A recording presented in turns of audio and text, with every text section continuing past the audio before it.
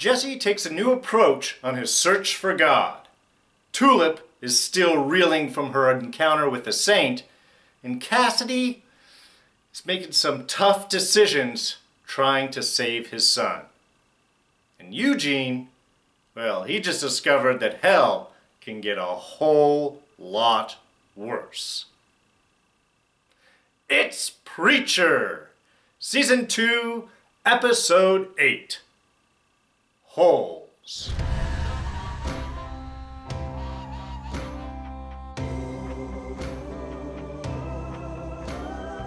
Hey everyone, D here, and welcome to this week's review of Preacher. So yes, lots of spoilers ahead. So first off, thank you everyone for your patience. I realize these reviews are of course coming out late due to my computer crashing and dying.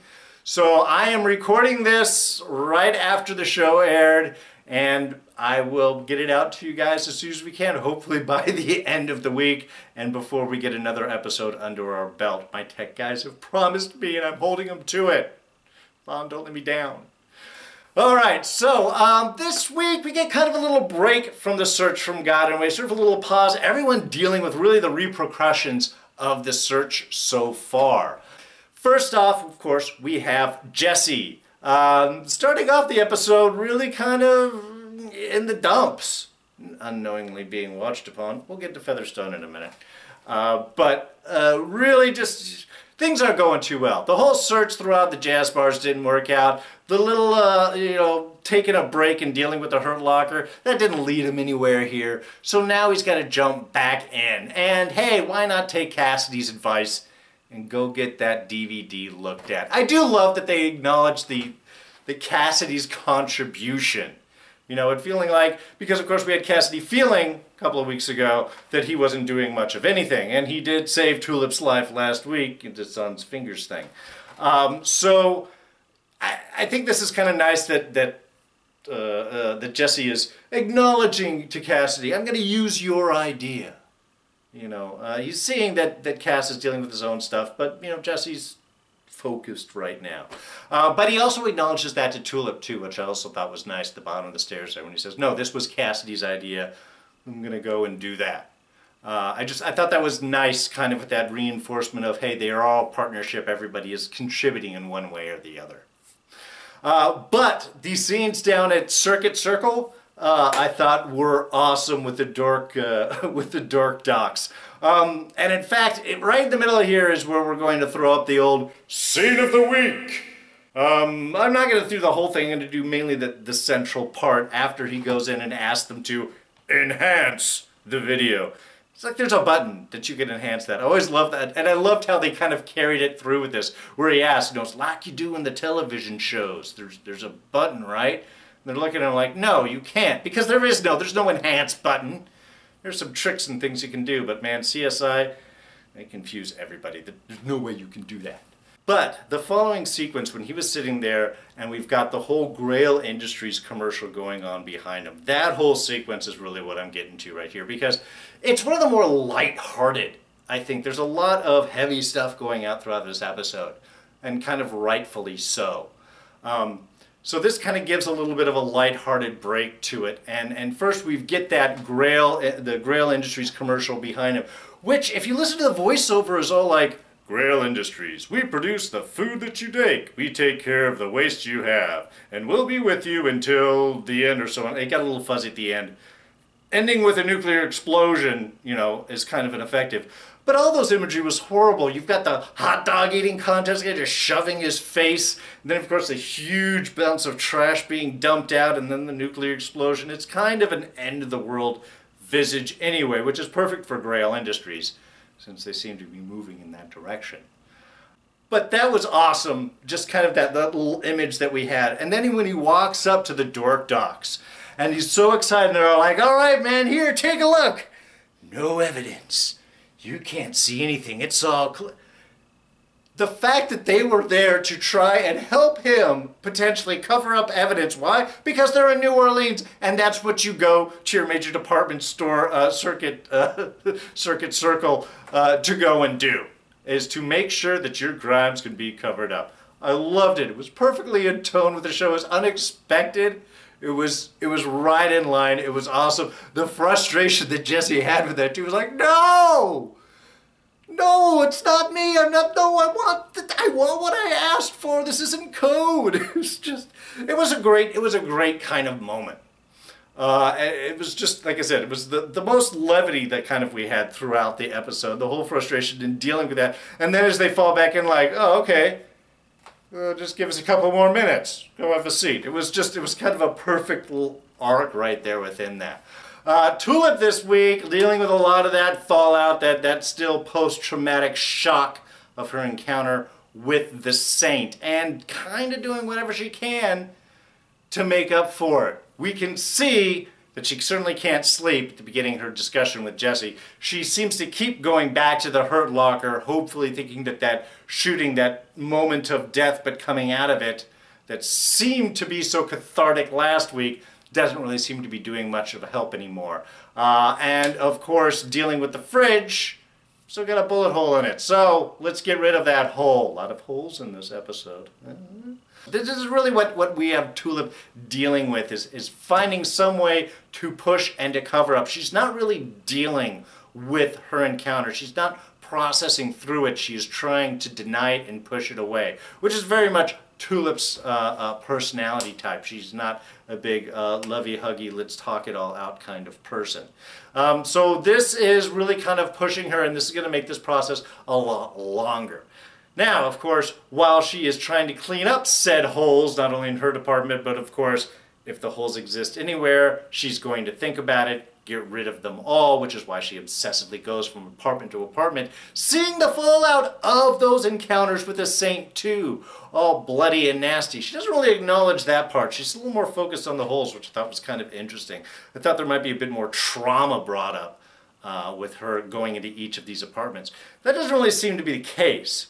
Until, of course, she runs into Featherstone at the end. Sure, because they've just stationed up in one of the dead apartments, and that's where they are observing.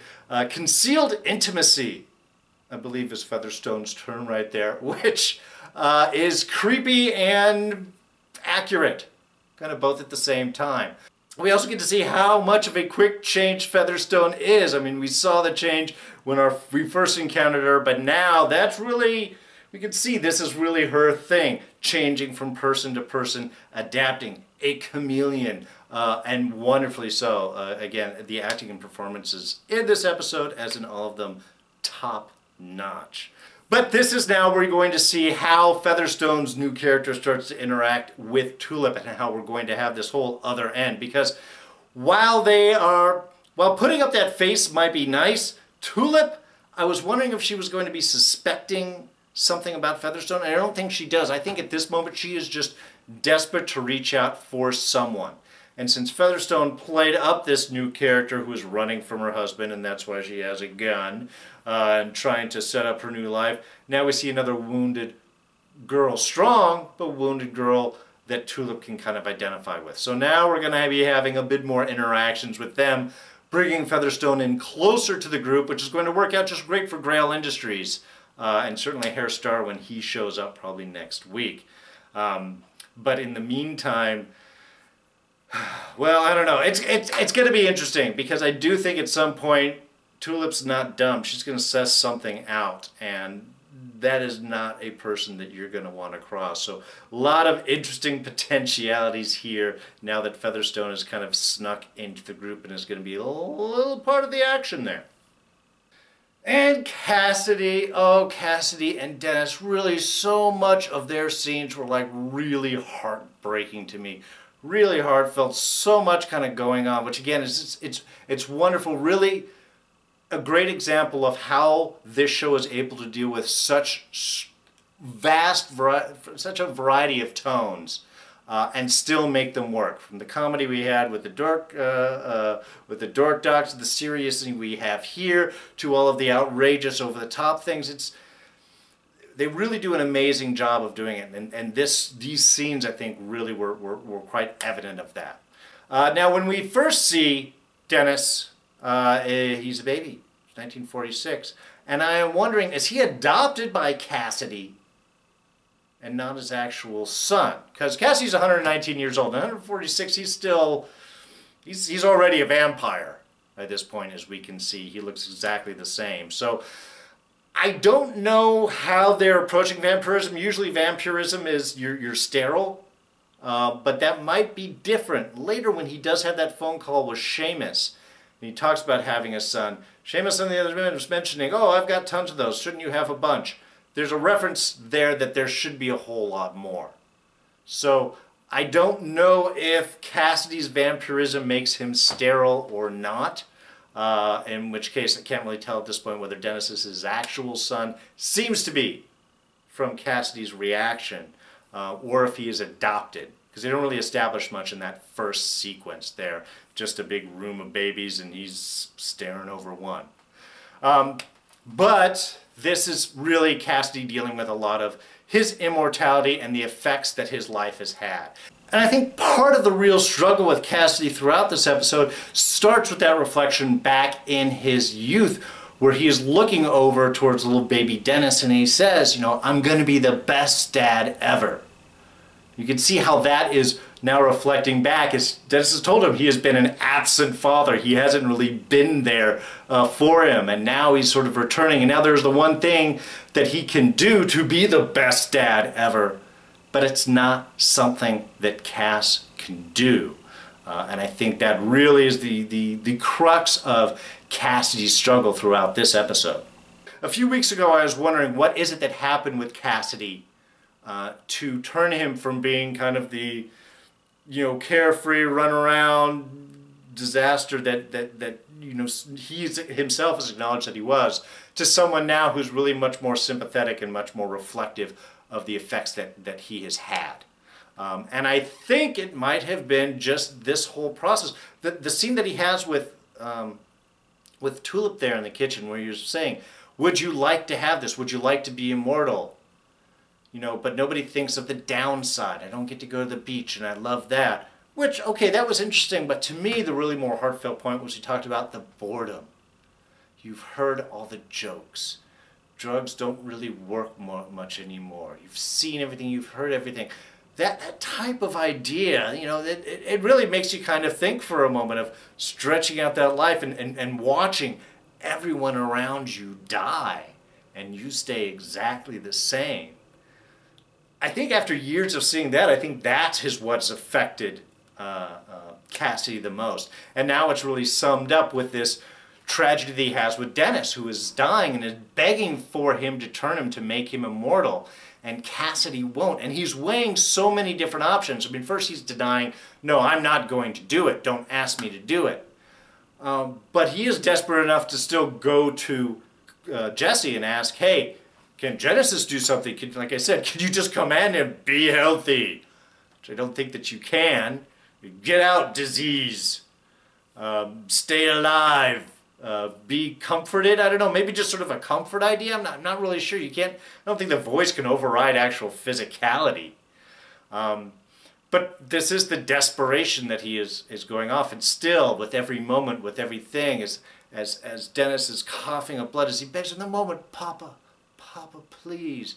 Finally speaks English. It was just, there was so much. So at the end, when he does make that phone call to Seamus, and he's asking, can I? And even Seamus is telling him, no. We don't know who Seamus is, not yet in the series. I'm sure we're going to be getting a lot more background, because Seamus is someone he's had contact with, apparently he's borrowed lots of money from, and someone he can ask advice out. So is this the group around where he was turned? I know in the comics he was bit by a hag, and I think he even referred to that in the show here. But that's going to, I think, go into a little bit more of what his background is and the kind of culture of vampirism. I think that's where Seamus is connected. But what still ends up is that last moment with Denis. And I don't know what he does. I don't know what he decides, because he's singing, and you know that he's being told not to do this, but he's seeing his son die in front of him. Does he want to let him suffer? So is he going to bite him? Is he going to kill him? Is he going to turn him? And that last moment you can't really see, because it looks like Denis is understanding like maybe he is, and he's crying because he's singing the same song that he was when he was a little kid. And it just, but he's serious, and the look that was in Cass's face, I wasn't really sure. So I'm really curious next week where this is going to go and what Cassidy has decided, because either way, it's going to have a huge ramifications on where he is going to go. Because either he kills his son, or lets us, in order to save him from suffering, or he turns him and makes him immortal like himself, and then, I don't know, what are the effects? I guess a different way of teaching your son the new way of life, but I don't know. Really curious to see how that ended up, and I'm a little afraid it's not going to be good. All right, well let's take a little stop down to hell and see how Eugene is doing. He's doing pull-ups, man. He's getting buff. He's getting huge, man. That was quite impressive. Adapting well to prison hell life. Got Tracy's name tattooed up on his back, which, appropriate. She's part of his hell. That's part of him, like a tattoo. But really, we're getting these nice insights into kind of hell life. I love just the small stuff really does a lot. The flat basketball was perfect. The nasty food bars, that seems proper. Duct tape toilet paper. That was a new one. That is definitely a new reach down in hell, especially if you're a hairy gentleman. Not comfortable at all. That was just... This shows us some great ideas of just sort of making things in hell looking more hellish. And that's sort of what Eugene is sort of faced with this week, as they have discovered that there is someone in hell who is not supposed to be. We had a few interesting points here. One is, of course, Hitler willing to get Eugene tossed in the hole to prove a point. And we get to see what is in the hole, the extrapolator, which I was curious how that was going to be worse. So it doesn't just relive your same horrible moment, it extrapolates, it changes it, it gives you what you want. Oh my God, Tracy does love you. But unfortunately, she's making out with Preacher right now. So it's like the give and the take. It's like the reward and the punishment coming back and forth right there. We're going to lift you up higher and drop you right down further, so that fall is even harder. Forced suicide off of that. It was just really showing a new layer of hell, and this is how Hitler is trying to help Eugene. I was trying to warn you, don't let them know there are worse places they're going to throw you, because I used to run around. Of course Hitler used to be able to run around in hell. But it seems the end of this, and this is really the point I'm getting to here, is that Hitler's offering to try and help Eugene to escape, I think has been Hitler's plan all along. Is, of course, Hitler wants to get out of hell. Why? Because he's Hitler! Don't trust Hitler. He's not a good guy. He's not there to help you out. He's smart. He's not tough. He's not physically tough, which is why the whole beating up scene that happened, before that sort of works into it. I think Hitler recognized that Eugene wasn't supposed to be there immediately and decided to buddy up with him to try and help him to escape, because he knew he was supposed to be down there. How do you get down to hell without some amazing thing happening? And therefore, couldn't use that amazing thing to get out. So I think all of this has been Hitler's plan to get Eugene into the point where he's got to help him escape. And therefore, with Hitler helping him escape, then Hitler will use that act to get out himself. So I think he's been playing the long game. And this is where we're going to see that next big thrust for the character to get out, because now he's got to get out of hell. Hitler's going to try and help him, but ultimately will stab him in the back in order to take his place. So, like I said, can't trust Hitler. All right, just a couple of small things. First off, holes, title of the episode. A lot of holes in this episode. We have, of course, the hole in hell, where Eugene meets the extrapolator and sings. That's how you know it's hell, because they're singing. Then we also have, of course, the holes in the wall that Tulip is trying to clean up. We've got the hole, the rift, I think, between Denis and Cassidy. And then also the hole in Jesse. As he mentions, when he was praying to God, even though he knew God wasn't there, he gave up part of his soul in order to help find God. That emptiness, I think, is what we were seeing, especially in that first scene when Featherstone is looking down at him through the surveillance, and he's just sitting at the edge of his bed with that fallen face. I think that emptiness in Jesse, that loss of his soul, that hole there is what's really kind of pushing him to move forward and also slightly holding him back. The idea that Eugene is learning to be evil as a survival tool, I think is really fascinating. I mean, obviously, he is still an intrinsically good person, and that's what Hitler was trying to point out with him, that he doesn't deserve to be there. But he is trying to be. He's trying to be careless, to not help people up, to not offer assistance, to join in group meetings, as he did with Hitler the other week.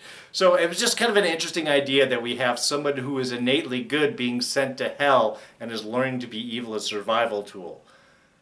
One could say that that might be an interesting parable with our justice system and the prison system itself, is that you have people that aren't so bad that maybe get sent to prison and they come out so much worse because they need to survive.